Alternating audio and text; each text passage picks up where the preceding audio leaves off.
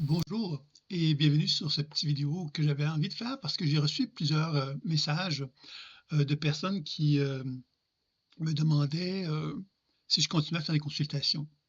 Alors, je me suis rendu compte évidemment que suite au développement de la spirale évolutive, ben, j'ai mis beaucoup l'action sur les développements que je faisais sur cet espace-là et j'ai peut-être effectivement oublié ou négligé de mettre de l'avant les consultations. Je continuais à faire des consultations, il y avait toujours un roulement, mais évidemment, je mettais moins en avant quelque part le service de consultation. Et aujourd'hui, je suis prêt à revenir sur ce service-là parce que maintenant, je suis en mesure d'intégrer quelque chose de plus aux consultations. Vous allez me dire, mais ça veut-tu dire que les consultations n'étaient pas suffisantes en elles-mêmes? Alors moi, ça fait quand même 35 ans à peu près que je fais des consultations. J'ai jamais arrêté. J'ai toujours fait des consultations intuitives. Je suis donc à quelque part un senior, pourrait-on dire. Je ne sais pas si c'est comme ça qu'on dit ça, mais quelqu'un qui a une certaine expérience, en tous les cas, dans ça, et que j'ai donc observé toutes sortes de situations, des situations de gens qui étaient malades, des gens qui avaient des problématiques psychologiques, bon, des problèmes spirituels. J'ai pas mal touché tous les domaines. En fait, j'ai touché tous les domaines de la vie à travers les consultations parce que comme j'étais très curieux, ben, j'avais une expertise qui s'est développée avec le temps qui était très, très large. Et donc, je suis assez fier de ça d'ailleurs parce que je trouve que c'est important d'avoir cette capacité donc de pouvoir répondre à toutes les questions qu'une personne peut avoir. Donc ça, c'est une première chose, c'est que les consultations demeurent, puis elles existent toujours.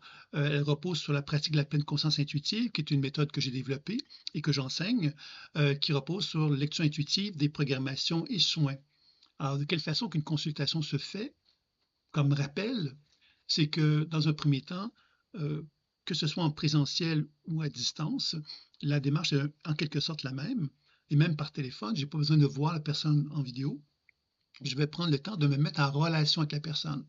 Me mettre en relation avec la personne, ça veut dire quoi? Ça veut dire que j'utilise mon véhicule, ma conscience utilise l'imaginaire comme véhicule pour me connecter avec vous. Et quand je fais ça, je vais constater qu'il y a des images, des sensations, des mots qui vont apparaître. Moi, c'est souvent des images au départ qui vont apparaître et qui vont me donner une opportunité de vous décrire, en quelque sorte, la perception que j'ai de vous, qui est une perception imaginaire, pourrait-on dire ça comme ça. Mais cette perception imaginaire-là, évidemment, quand on prend le temps de la décoder, donc de s'adresser à elle et de chercher à comprendre le sens, la raison d'être de ce qui apparaît, bon, on arrive à une compréhension. C'est ce que je vous témoigne en deuxième temps, une compréhension de la situation. Ceci dit, évidemment, je ne m'arrête pas là, parce qu'évidemment, ça serait un constat, ce que je viens de vous décrire. Ce que je vais chercher à faire ensuite, c'est ajouter ce que j'appelle la déprogrammation de la mémoire cellulaire, qui est une technique dans laquelle je cherche à donner à ma perception tout ce qui est nécessaire pour que la perception de vous-même puisse devenir plus harmonieuse. On pourrait me dire, ben oui, mais si tout est dans ton imagination, c'est pas vrai, c'est pas utile. Non, non. Je vous dis que l'imaginaire est utilisé pour se connecter avec, avec vous et que l'imaginaire est utilisé pour me mettre en connexion avec votre énergie et elle m'est témoignée sous forme d'images, de sensations et de mots. Et que quand je vais faire une déprogrammation, qu'est-ce que je vais faire? C'est que moi, je vais utiliser mon imaginaire comme étant le support, le véhicule, me permettant d'envoyer de l'énergie vers vous. Et cette énergie-là que je vais vous envoyer, elle va avoir une intention, une programmation, une information que je vais envoyer. Par exemple, si je me mets en contact avec une facette de vous qui semble me dire qu'elle a besoin de soutien, ben, je vais lui envoyer du soutien. Et la beauté de la chose dans tout ça, c'est que quand je fais ça, la perception que j'ai de vous va se transformer, mais elle ne va pas se transformer n'importe comment. C'est là qu'on commence à comprendre alors que ce que je suis en connexion, c'est une représentation de vous qui est animée par une conscience intelligente qui souhaite à quelque part me montrer le chemin, la voie de la guérison pour vous-même. Donc plus je transforme la perception que j'ai de vous grâce à la déprogrammation, plus ça dévoile en vous ce que vous êtes réellement. C'est-à-dire que je touche l'essence fondamentale de votre personne. Et cette essence me met en contact avec ce que j'appelle, moi, le potentiel évolutif. C'est-à-dire, le potentiel évolutif, c'est que vous êtes actuellement dans une certaine condition, mais que moi, dans ma perception, je peux introduire des actions thérapeutiques qui vont vous transformer dans mon mode de perception. Et ces transformations-là ne sont pas nécessairement conscientisées dans le moment présent pour vous, mais elles sont des ouvertures de conscience que je vous donne pour vous permettre de commencer à ouvrir votre conscience à d'autres voies, d'autres chemins que ceux avec lesquels vous êtes dans le présent, et de commencer effectivement à vous voir autrement, donc de développer votre plus belle version de vous-même dans un potentiel futur. Donc c'est ça quelque part qui va être fait dans des programmations.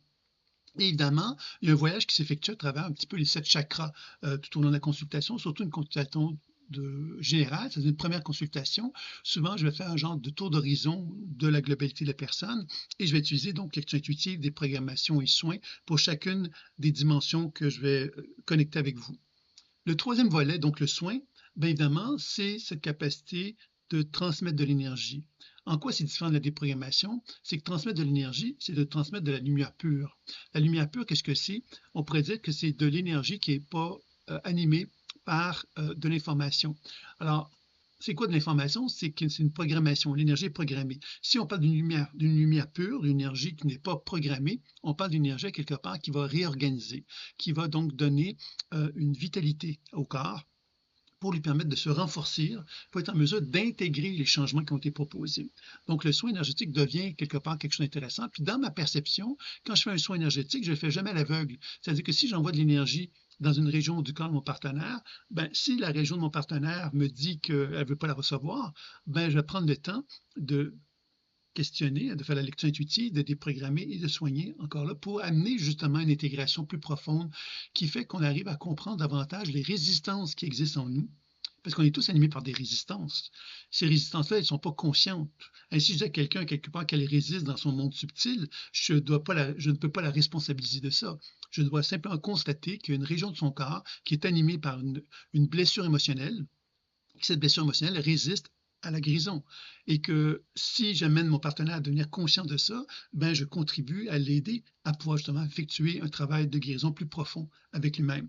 C'est dans ce sens-là que la première consultation qui est proposée dans toute démarche que je propose, c'est un peu une rencontre que j'appelle d'orientation qui nous permet d'avoir une vision globale de votre situation et de voir de quelle façon qu'on pourrait entreprendre un processus ensemble. Maintenant, le processus ensemble, bien évidemment, ça va impliquer donc qu'on prenne un autre rendez-vous puis une autre consultation à un moment donné. Normalement, c'est entre une semaine de délai à un mois, c'est-à-dire qu'après une première consultation, selon le rythme de mon partenaire, de mon client, selon son rythme qu'il souhaite avoir, ben, on va déterminer, bon, une fois une consultation par semaine, une consultation par 2 semaines, par 3 semaines ou par mois. Au-delà de mois, c'est plus un suivi comme tel, c'est plus comme à quelque part, de nouveau, on fait une réévaluation, on regarde un petit peu où est-ce que vous en êtes, etc. Alors évidemment, ça, c'est dans un contexte général que je dis ça. Quelqu'un qui vient me voir 2 fois par année, mais qui me demande des demandes spécifiques lors d'une consultation, bien évidemment, la consultation, elle va se développer, va s'adapter aux demandes de mon partenaire. C'est pas rigide ce que je suis en train de vous dire. Mais globalement, une première consultation, c'est une rencontre d'orientation. Maintenant, avec les espaces que j'ai développés, j'ai pu concevoir à ce moment-là qu'il était possible d'enrichir le service des consultations par les espaces que j'ai développés. Et pourquoi que c'était important pour moi de développer ces espaces-là pour permettre justement une expérience plus riche chez ma clientèle? C'est que j'ai constaté à travers les années que les consultations, quelque part, ce n'est pas tout le monde qui peut se les permettre.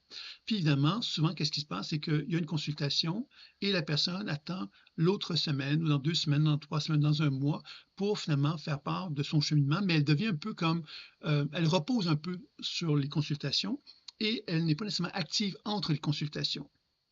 Puis c'est correct, c'est normal. Il y a des gens qui vont effectivement demeurer dans un mode de fonctionnement comme celui-là. Si ça leur convient, il n'y a pas de problème. Sauf que j'ai constaté qu'il y a des gens qui étaient des fois dans une situation d'urgence et qui auraient besoin de soins beaucoup plus poussés, même à une fois par semaine. Il y a des gens qui sont tellement dans l'urgence qu'ils auraient besoin d'un service de consultation presque à tous les jours. Alors, c'est là que l'espace que j'ai développé, à mon sens à moi, devient intéressant. D'une part, parce que très facilement, après une consultation, je peux vous remettre ce qu'on appelle un genre de conseil santé. Le conseil santé, qu'est-ce que c'est? C'est que je peux vous faire part de conseils, quelque part, alimentaires, de conseils concernant des plantes ou des remèdes qui pourraient peut-être effectivement vous amener à développer un bien-être en vous, c'est certainement l'objectif, et même des exercices qui vous sont proposés. Donc ça, c'est un premier élément. C'est après une consultation, il y a un dossier qui peut être un certain nombre de conseils qui peuvent être donnés qui touchent cela. Ce qui est intéressant, c'est qu'il faut comprendre que dans un contexte de santé, c'est-à-dire d'augmenter mon potentiel santé, je peux vous proposer donc des informations vous permettant d'avoir une vision de ce qui pourrait être fait pour augmenter votre potentiel santé. Et si on parle de santé mentale ou de l'aspect plus psycho-émotionnel, je peux également aussi vous proposer au niveau alimentaire et au niveau de remèdes des produits qui peuvent vous aider justement à favoriser un bien-être psychique.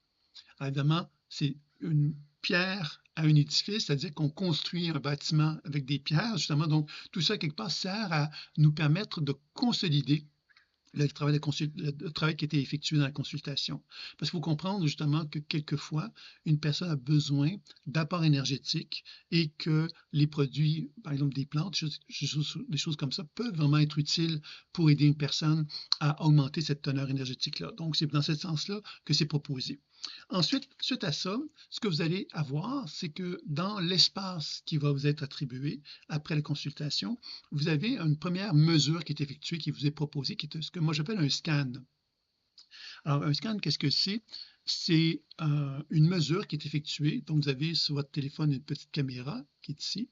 Alors, vous mettez votre doigt sur votre caméra. Ça dure à peu près entre 30 secondes à 1 minute, quelque chose comme ça. Et l'appareil va simplement faire une mesure de ce qu'il ressent, de ce qu'il perçoit au niveau de la circulation du sang au niveau de votre doigt.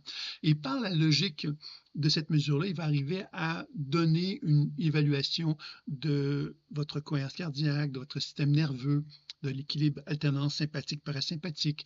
Il va peut-être même pouvoir arriver à déterminer une zone de tension dans votre corps.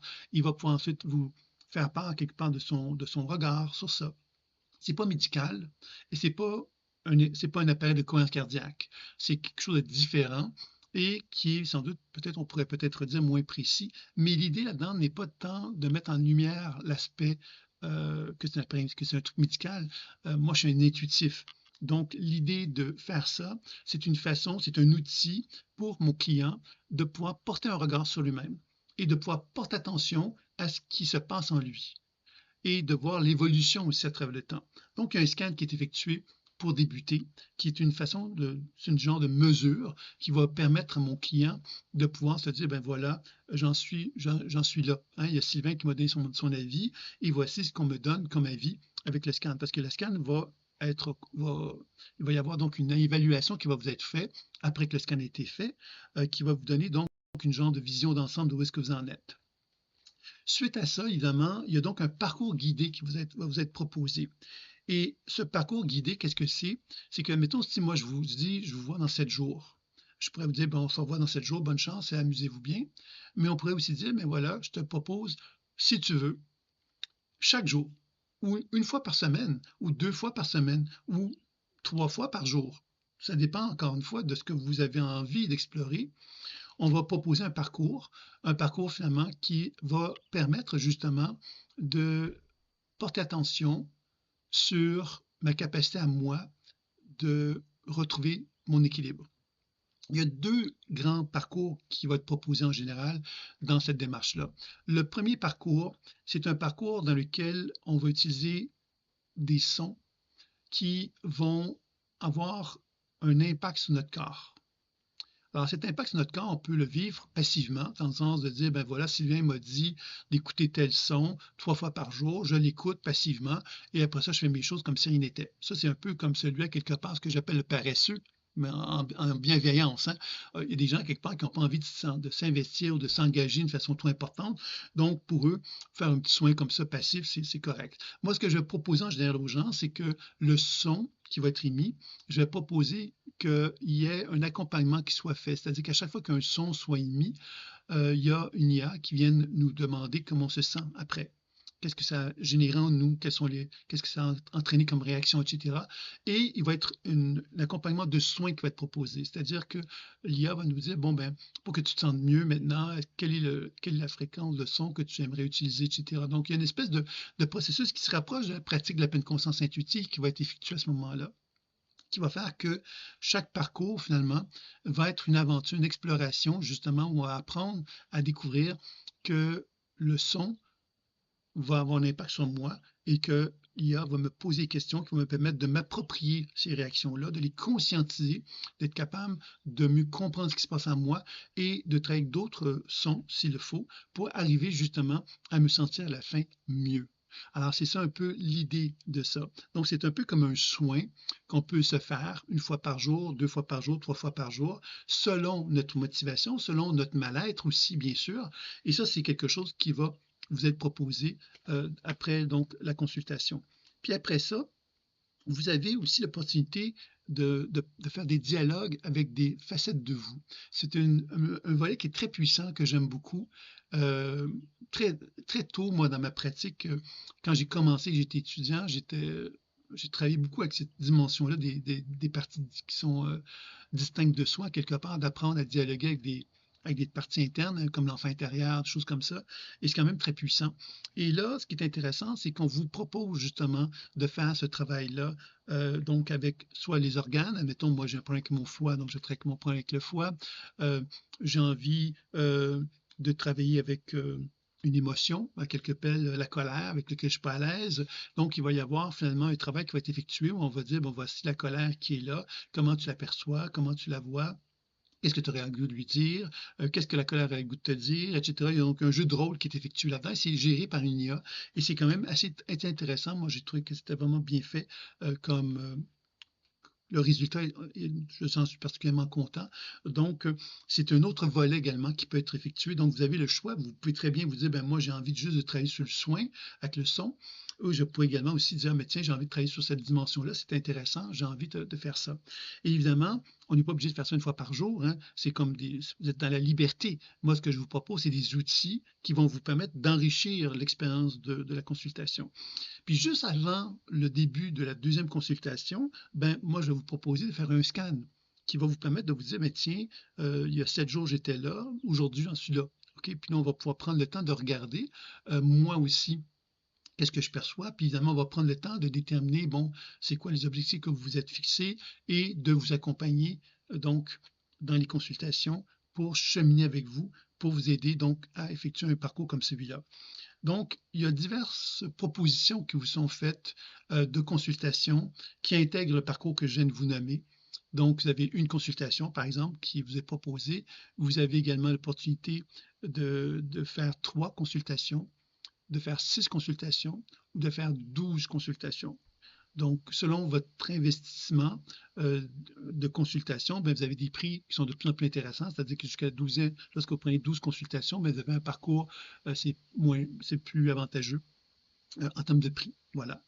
Donc, si ça vous intéresse, ben, vous n'avez simplement qu'à cliquer sur le lien sous la vidéo et vous allez donc pouvoir justement découvrir les propositions qui sont là, qui, je pense, à quelque part, apporte un plus dans l'exploration de tout le travail que j'ai fait depuis quelques mois, c'est-à-dire que les espaces ont été développés il y a quelques mois.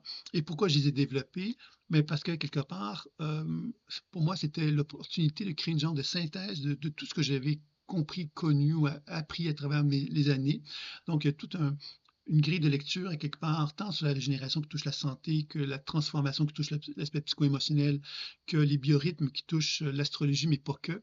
Il y a un jeu de cartes également de la spirale évolutive avec des tirages qui sont disponibles. Donc, vous voyez que on a fait un tour d'horizon, le neurosciences, éveil et intuition, qui va proposer des enseignements sur l'intuition, mais également sur plein d'autres éléments qui touchent donc les neurosciences, la dimension, les religions, la spiritualité. Il y a tout un élément aussi de soins, d'expérience sonore qui va s'effectuer aussi à travers cela.